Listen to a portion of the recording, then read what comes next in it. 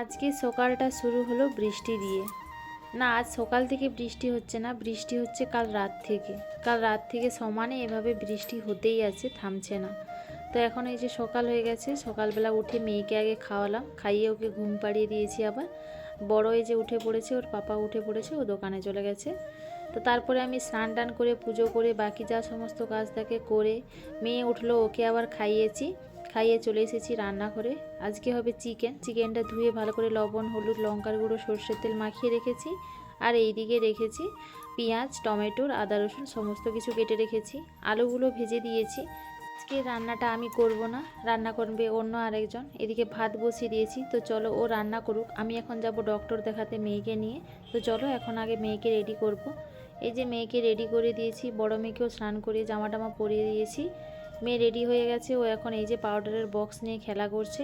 বাইরে যেহেতু বৃষ্টি হচ্ছে, প্রচণ্ড ঠান্ডা, তাই মেয়েকে একটা ফুলাতা জামা পরিয়ে দিয়েছি, টুপি পরিয়ে দিয়েছি। আর এই যে ওর সমস্ত ফাইল। এখন আমি রেডি হব, রেডি হয়ে যাব। বাইরে এখনও একটু একটু বৃষ্টি পড়ছে, এই বৃষ্টির মধ্যেই এখন যেতে হবে। তো দেখো এই যে আমি রেডি হয়ে নিয়েছি। তো এখন হচ্ছে যাব। আর আমি খেলাম না, আমার খিদে পাচ্ছে না, তো সেই জন্য আমি খেলাম না। তো চলো এইভাবেই এখন বেরিয়ে যাব। আর বড় মেয়েকে দিয়েছি পড়তে, ও এখন পড়ুক। ওকে স্নান করিয়ে মাথাটা মুছিয়ে জামা প্যান্ট পরিয়ে দিয়েছি। ওকে বললাম তুমি পড়ো, পড়া দিয়ে দিয়েছি, ও পড়ুক। আর ওইদিকে তো রান্না করছে, আসলে ওর পড়াগুলো আমি ধরে নেব।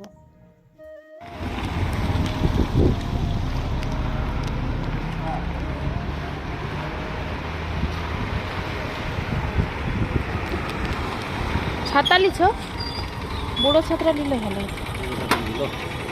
কি নেব?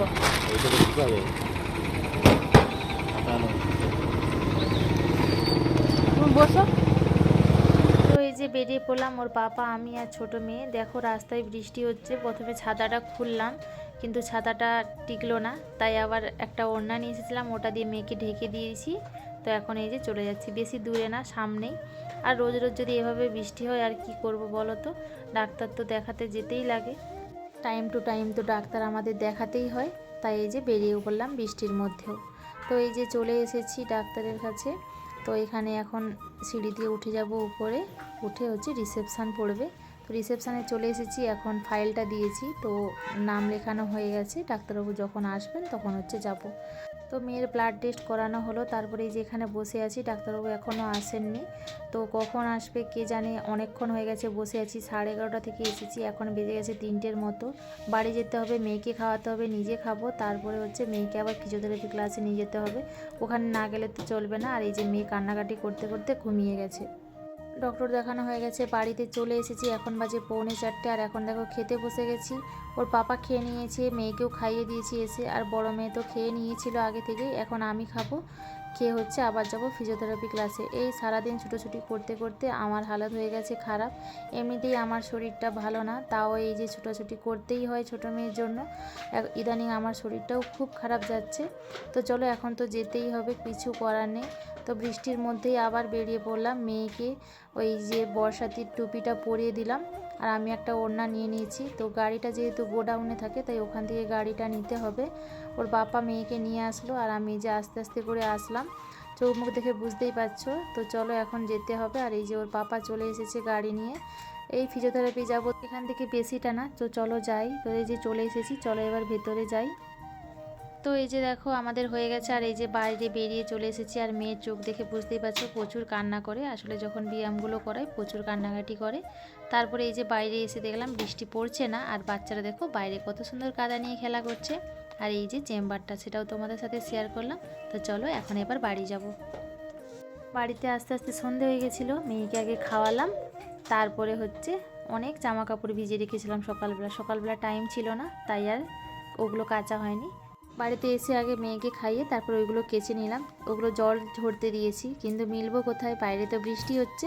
এখন রান্না করে খাওয়া দাওয়া হয়ে গেলে রান্নাঘরের মধ্যে দড়ি টাঙাতে হবে, তারপরে ওইগুলো দিতে হবে।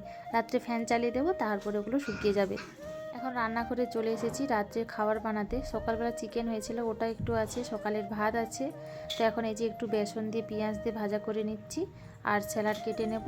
তো মুড়ি আর ভাতে করে আজকে খাওয়া হয়ে যাবে। আর বেশি কিছু রান্না করব না, দোকানে কাজ আছে, তাই কেউ আসতে পারবে না।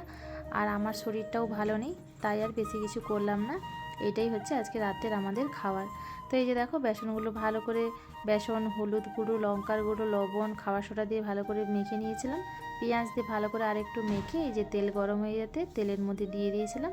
এখন ভাজা হয়ে গেছে। তো বাকি যেগুলো আছে এগুলোও এখন এইভাবে আমি ভেজে নেব। তো দেখো পেঁয়াজিগুলো আমার ভাজা হয়ে গেছে। আর ছোটো মেয়ে তো এগুলো খাবে না, ওর জন্য রুটি বানিয়েছি। রুটি বানিয়ে গরম জলের মধ্যে ভিজিয়ে রেখেছি। সবাই যখন আসবে তখন মেয়েকেও খাইয়ে দেবো, আর আমরাও সবাই মিলে খাওয়া দাওয়া করে নেব। তো বন্ধুরা, আজকের এই ভিডিওটা তোমাদের কেমন লাগলো অবশ্যই কিন্তু কমেন্ট করে জানিও। ভালো লাগলে প্লিজ চ্যানেলটিকে আমার ফলো করে দিয়ে আমার পাশে থেকেও। দেখা হচ্ছে আগামীকাল নতুন একটি ভিডিও নিয়ে। টাটা।